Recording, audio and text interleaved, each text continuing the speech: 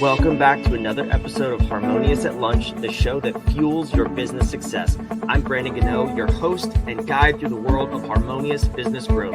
Today, we're unlocking powerful strategies with industry experts to help your business thrive. If you're a business owner, entrepreneur, or executive, you are in the right place.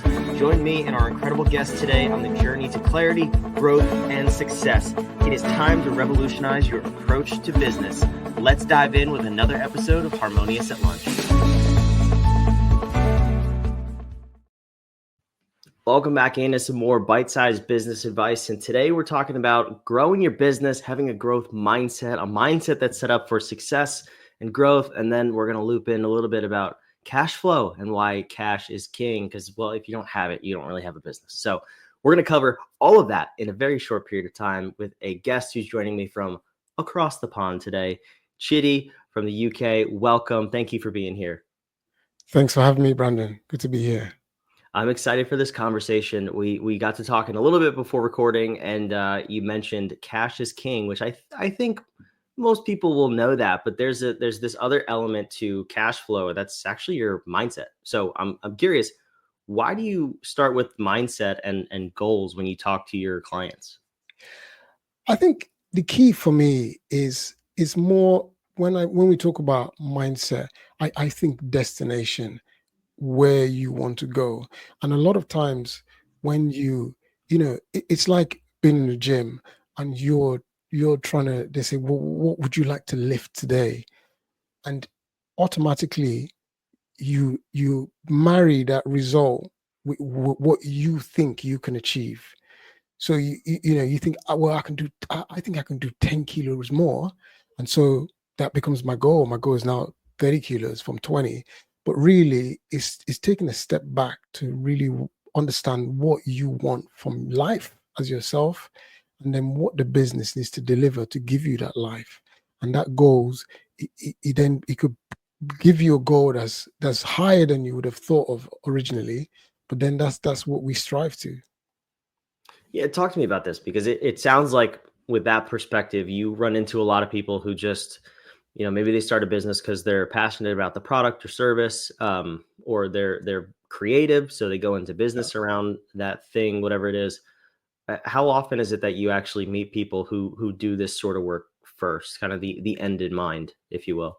Well, when I do, it's a breath of fresh air. When I meet people that have the end goal in sight from the beginning, whether it's to sell the business, whether it's to get a certain level of income, which is higher than they would normally have thought of, whether it's the time they want to spend on the business, it's really important to think about these things. I'll give you a very short example. I have a client who is a fitness instructor. And when we started, he was a fitness instructor in a gym. And the more we talked about what he wanted from his as a person, personally, what he wanted to buy, where he wanted to live, and then we then flipped that over to what the business is to deliver to him. And then he realized that he couldn't do that from the gym. He couldn't get that kind of return and time from the gym. He needed to think about online. He needed to think about rent his own space. He needed to think about getting other trainers involved to help him. And that forms a chain of actions that has yielded him greatly today. And that same kind of logic could apply to a business who wants to even go even higher. Just really thinking about what you want. Sometimes you need someone to help you just kind of extract that information from you. Yeah, I think this is fascinating. And if you're open to it, I'd love to dive into it, because I do this sometimes with clients. We consult from the operational perspective, but when we're talking about pricing and scalability, I find that a lot of people don't realize that they're undercharging for the lifestyle that they think they want to live.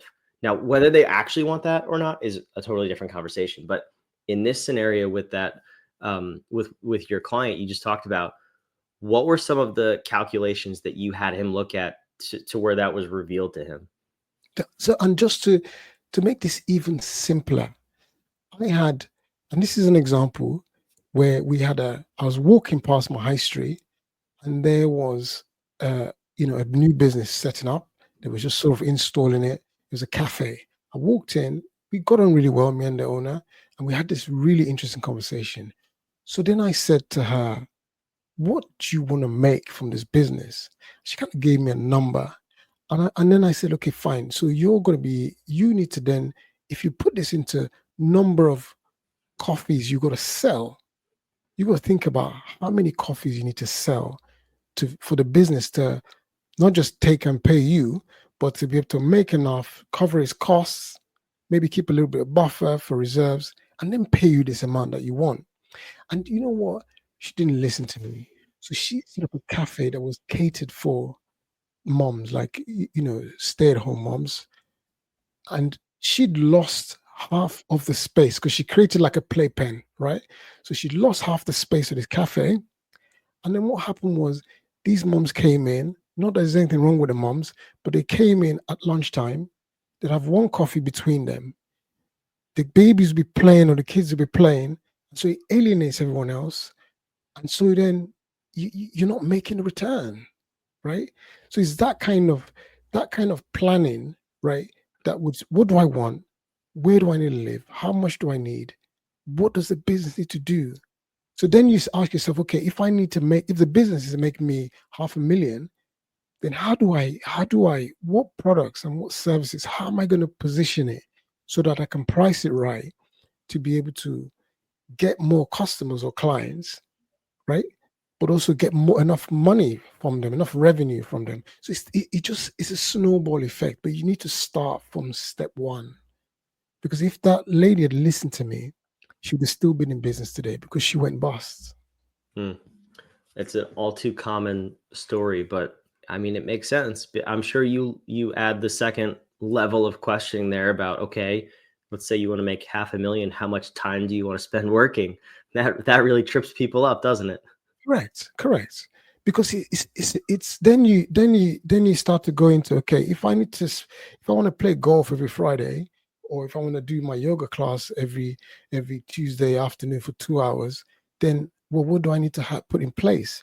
When I bring this, when I put that in place, what are the risks? So it's just, you just get into this strategic mode, but all of it started from the first questions in the beginning, right?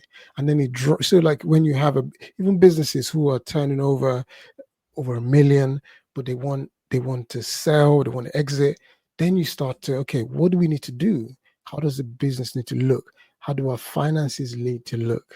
How do I remove myself from the business so I'm not that one person that will put a buyer off, right? How do we set up a system that works almost on its own with me controlling some of the buttons? So these are it's it's an exciting journey for a business owner when you start to think in this way. Yeah, I love walking people through that process because you really get to see the gaps, rather than anything else. You don't want to. I never do it from a perspective of here's everything that's wrong from your business. It's like here's the 3 or 4 things you need to tweak, and then you have a Correct. business that's scalable. And it sounds like you're doing kind of the same thing. I but I'm curious, when you find people who are in the shoes of that coffee shop owner or Mhm. the trainer client that you mentioned, Yeah, it can be so hard to see the forest through the trees, so to speak, and to say, 100%. if she didn't change, so obviously she couldn't see it. But how Correct. do you get somebody or get a business to change their pricing? Because that pricing attracts the certain clientele, which now that it changes may push them away. And now you're almost starting from scratch. There's got to be an element of fear, and that we go back to that mindset piece. So, what's the process to actually do this the right way so you don't eliminate all of your business? I think from all of the things that we do, number one, you have to make this seem, it needs to be understandable. It needs to be clear. And then the results of the actions needs to also be clear. Like we had another example. I love examples. We had an example of a client who we didn't actually do the accounts. My team just did the bookkeeping. But in the bookkeeping, we did the VAT, and we noticed that every quarter they were struggling to pay the VAT. I mean, this guy's in construction. There's loads of business, always busy. But then when you start to get to the bottom of it, you then realize there's this whole snowball effect where you price you go to the wrong place to acquire clients. You acquire the wrong clients, then you price them low, then they're never happy, then you can't employ the skill level of skill that you need to do an amazing job. And then all of a sudden you find that you're just running around and you're not making much money. And then when the VAT comes, when every revenue, all the revenue you get, you spend, and when that's GST, by the way, taxes, that's what we Yeah. call VAT in the UK. When your GST tax or your VAT comes, then you spend the money. And so that was, so it was really taking it back to, okay, what are you good at? How do we package it so people can see the value in what you do? How do you do where's your social media, where's your before and after in your products? Where you getting your clients from? How do you get referrals from good clients? And then slowly he started, we had to get him pricing software. So he took the emotions out rather than him kind of going, I'm not sure how much they could pay. Just put the numbers in and the price will come out. And then so from there, all of a sudden he starts to turn himself around. Yeah, I'm curious to hear. So what was the transition that he was able to go through? Well, the transition was his wife had to go and find a part-time job because he couldn't afford to keep her in the business. But he was able to reverse that and bring the wife back in the business. And then everything just started to, he's not through the woods yet, but now he doesn't owe his taxes anymore. And he's starting to, he's got one sort of more highly skilled subcontractor, sorry, that helps him. So he's already just starting to build, because now when people are referring him, they're the good clients referring more good clients.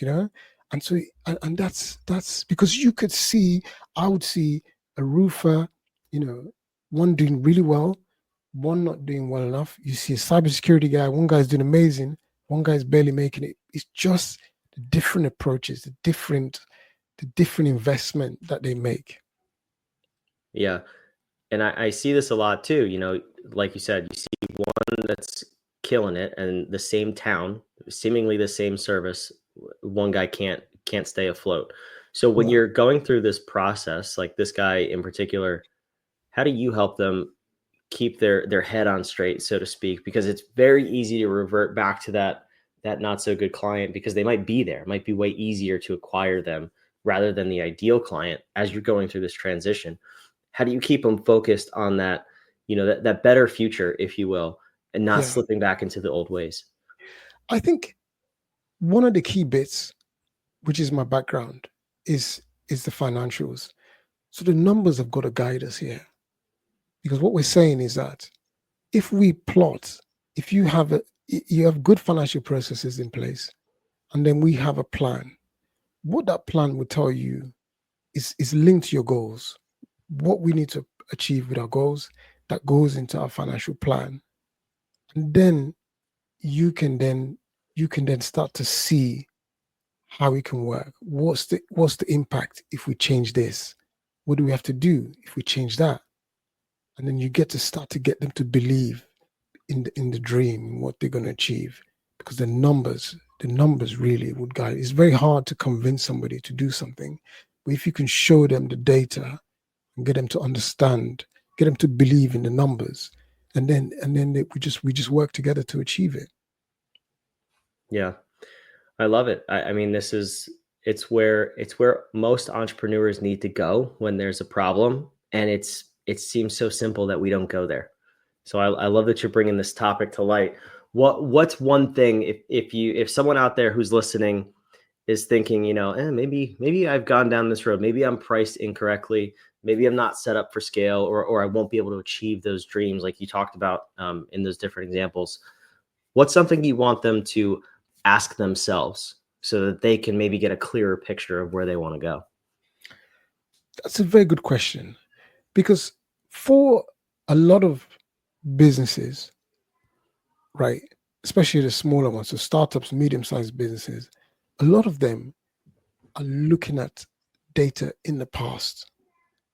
And by that, I mean that you have your obligations that you got to make, you got to prepare your accounts, you got to prepare your taxes, but that's all based on data in the past. And we can stare at it all we want, but it doesn't help us. What about the future? What about where we're going? What about how to be prepared? What about where to invest? Because what I notice is when I look at the books of successful businesses, it's not surprising when you see a big marketing budget. It's not surprising when you see a loan, when you see some assets. They back themselves and they invest in the business. But what just happened here? But it's really when you when you're able to look at the financials of the business, then it all starts to look more. Otherwise, it's like a huge risk. If you say to someone, "Oh, you got to do this, you got to do this, you got to buy this, you got to invest in this," but let's have their financials. Let's forecast into the future. And then, so with the investment and the expected return on that investment, we can start to see how it plays out. And so, sitting down with business owners, what I find is that breaking these things down, turn it into numbers, they start to believe it. They start to see those zeros and they start to understand that they can achieve it. And then they have an action plan. Because then we break that down into 3 months, we break that down to 90 days, and then it's like monthly. What are you going to do this month? Okay, we've done that this month. What are we going to do next month? And that's just how you do it. There's no quick win, and it's very hard to just turn people around on just words, but the numbers guide. People lie, numbers don't, right? 100%. Chitty, I love it. This is awesome. Thank you for coming here today. And That's if the great. listeners want to reach out, if they want to learn more about you, where's a good place to go? So my website, Virtual Focus Accountant, is a good place, but I'm also on LinkedIn. GD at Egbujie is my LinkedIn handle. So yeah, you can reach out to me, message me. I'm also Virtual Focus Accountants on Instagram. Awesome. Wherever you're watching or listening, I'll put all of those links down in the description below, so you can go right there, go connect with Chitty on LinkedIn. If you're watching, the website is on the screen as well. Chitty, thank you so much for being here today. Thanks for having me, Brandon. It's great. For those of you watching and listening, of course, we'd love to have you back. We love putting these episodes out 5 days a week. So make sure you subscribe or like it, whatever channel, whatever podcast player you're on. Save Harmonious at Lunch so you can download it every single day of the week, so we can help you build a more harmonious business and life. We'll see you on tomorrow's episode of Harmonious at Lunch.